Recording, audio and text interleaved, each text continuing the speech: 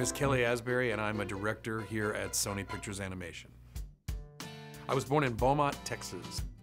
Beaumont, Texas was very much generally a working class, sort of blue-collar town. No one had more than anyone else. When I was a teenager, if I wanted a car, or if any of my friends wanted a car, we got jobs, we saved up for it.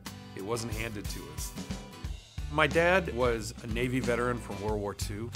My dad was an interesting character. He was an amateur magician, he could juggle, he could walk on stilts, he could ride a unicycle. He was all these very odd things. One of the games my dad and I would do is we would make up stories and we would sort of compete and draw pictures to tell that story.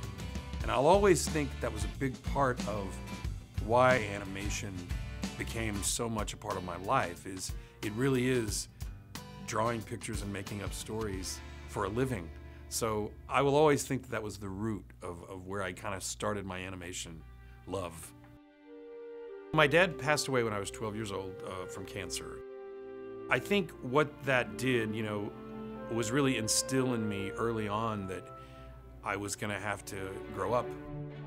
My mom instilled that work ethic, and she did always say that anything you want, you have to work for. Anything you want is not worth having unless you work for it.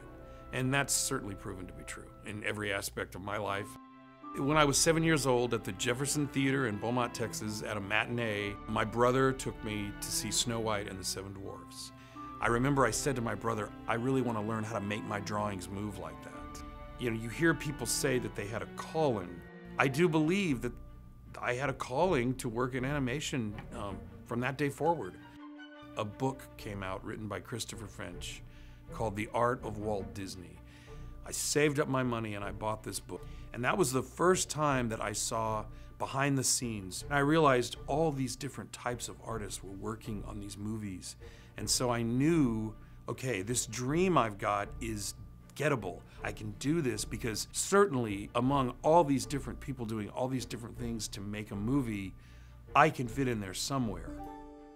And there was a hero of mine that was mentioned in that book named Ken Anderson, who had long been an art director for Disney. I wrote a letter, of probably the biggest fan letter in the world. It was probably 10 pages long, just expounding about my love for Disney and how I want to work there. I sent a few examples of drawings, and he forwarded my letter to the production manager at the time. The guy's name was Don Duckwall.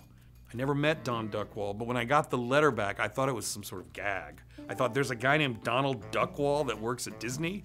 It turns out he was an actual real person. He wrote me back a very nice letter, and he told me, here's how someone your age can nurture their talents to get into our studio and become a member of our staff. And he told me about a place called California Institute of the Arts. I spent the next 3 years focusing on getting in Cal Arts. It took me 3 tries. I went to a local university in Beaumont, Texas, called Lamar University. I really went there to develop a portfolio to continually submit to Cal Arts. And I was fortunate enough to meet an art professor there named Jerry Newman, Dr. Jerry Newman, who was a very well-respected artist regionally in Texas and Louisiana. A very intimidating guy. But I came to him and I showed him my work and I told him my goal of working in the animation business, and I gave him the whole story. And he said, okay, look, I can help you with this. He really, really researched what sort of artwork they were looking for. And one day he gave me 5 100-page sketchbooks that were empty. And he said, take these sketchbooks and take this crop of pens and go to the zoo, and go to football games, and go to ballets, and watch your dog at home, whatever you have to do, but fill up 1 drawing on every page of these, that's 500 drawings, on every page of these sketchbooks. Simple, linear, gestural drawings. At the end of the semester, I came back to him, and he laid out all the drawings on this floor of this art room, all 500 of them, and he started going through and just picking and culling through these drawings. And when we were all done, I had 25 sketches left. And he said, that's your portfolio for Cal Arts. Assembled it, sent it to Cal Arts, and I got a full scholarship. The most exciting, happiest moment in my life, when I really think about it, above everything else, was when that acceptance letter dropped through the mail slot. That was when I knew I was on the road to doing this thing that was really all I'd prepared myself for. I don't know what I would have done had I not gone to CalArts, had I not worked at Disney and gotten in the animation business. CalArts felt like this mecca that everyone that had similar interest had gone to. And prior to that, I was in Beaumont, Texas, and I was the only one I could find that knew anything about animation. And then suddenly I meet all these people who are just like me. You suddenly realize, A, you're not alone in this world, and B, you're not so special. You know, CalArts was this crazy shared experience with people who really knew exactly what I wanted, and I knew exactly what they wanted. And then when I was a freshman at CalArts, a group of friends and I were fortunate enough to be at an Academy of Motion Picture Arts and Sciences tribute to Mel Blanc, who's the very famous voice actor from all sorts of cartoons at Warner Brothers. Sitting in front of us was Chuck Jones, legendary animated cartoon maker. And one of my friends, Jeff DeGrandis, that night wore a pair of rabbit ears on his head. He was kind of a character. And Chuck noticed him and they struck up a conversation. They exchanged contact information. And then a couple of days later, Chuck invited him and some of his friends to come out to his place in Corona del Mar, California, and just sit around and talk about animation. Jeff invited me and a couple of other people, Rob Minkoff and Chris Bailey, and we all went as students, and we became very close friends with Chuck Jones. And for the next 25 years, while each of us were going through different phases of our career, he was always sort of this touchstone. We all went on and did exactly what we wanted to do, and it was largely because of the mentorship of Chuck Jones.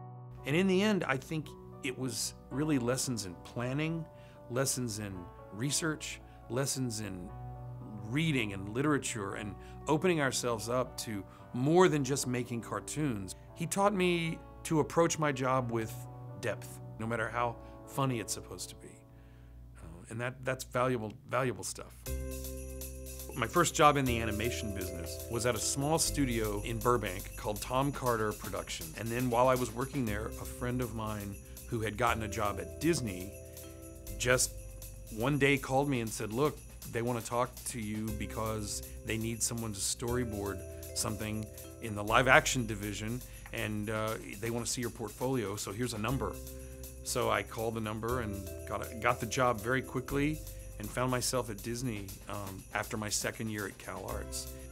After that movie was finished, I moved to the animation department, and I was asked to do in-between drawings for animation.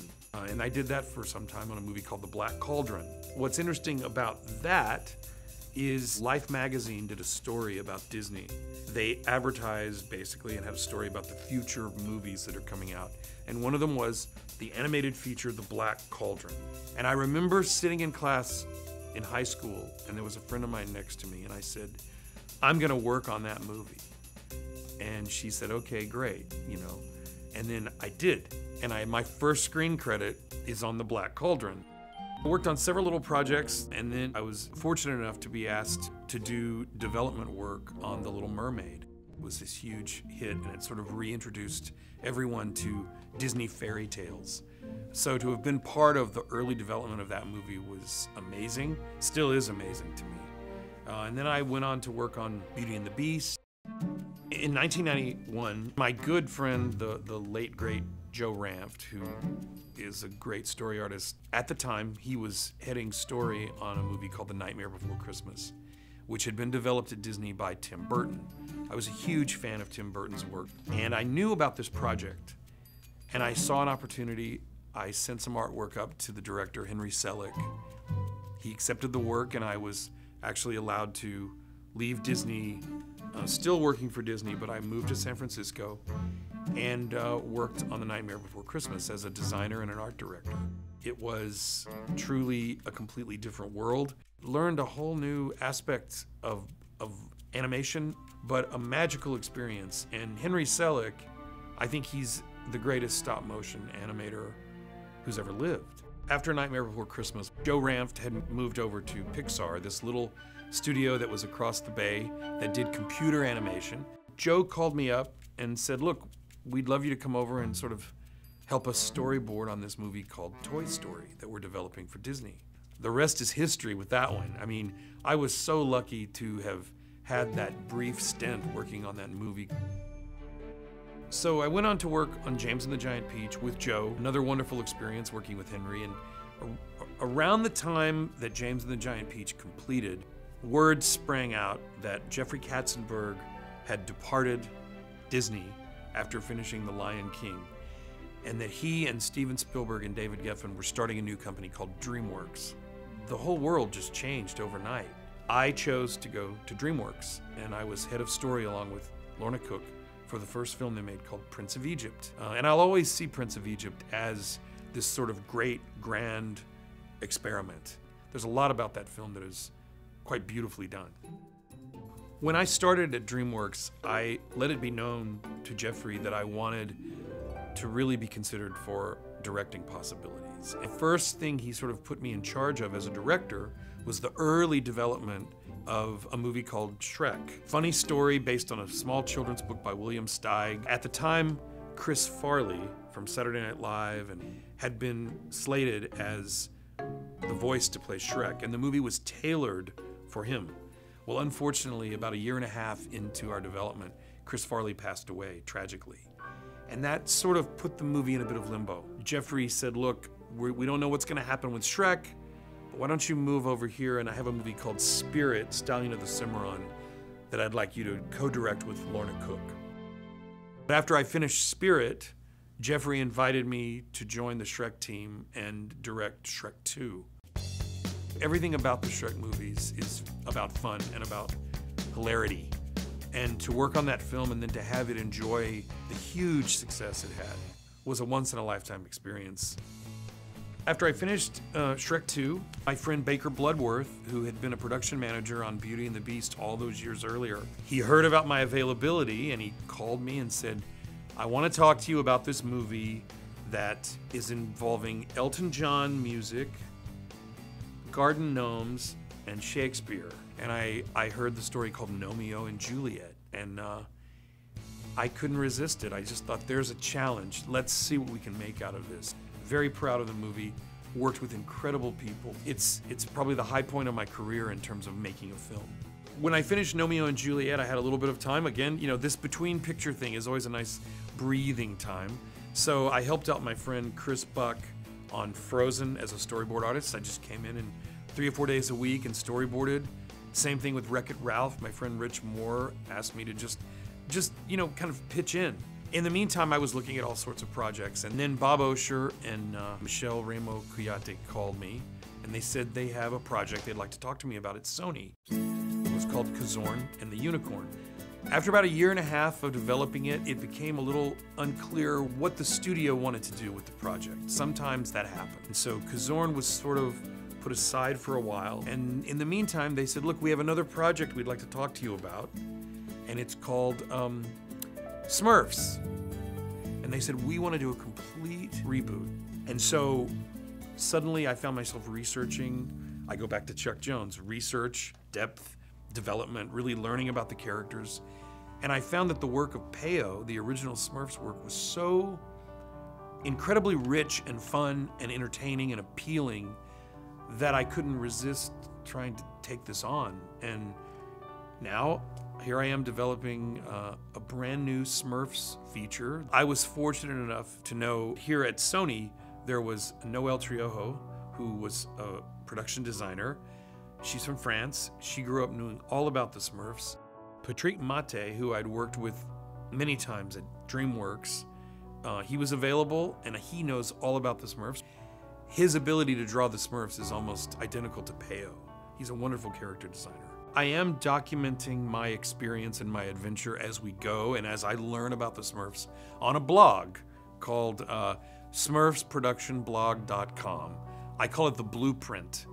My ambition with this film is to honor the work of Peyo as much as possible and to introduce a side of the Smurfs that really has never been depicted before on film in the way that we're trying to do it. What's great about working here is it's not a giant conglomerate. It's not a big giant studio with thousands of artists all doing different things. It's a smaller community, so there's a lot more interaction and a lot more time to get to know each other. I like that. I want Sony Pictures Animation to be successful, but I wanted to keep this sort of community feel to it because it's a very comfortable environment.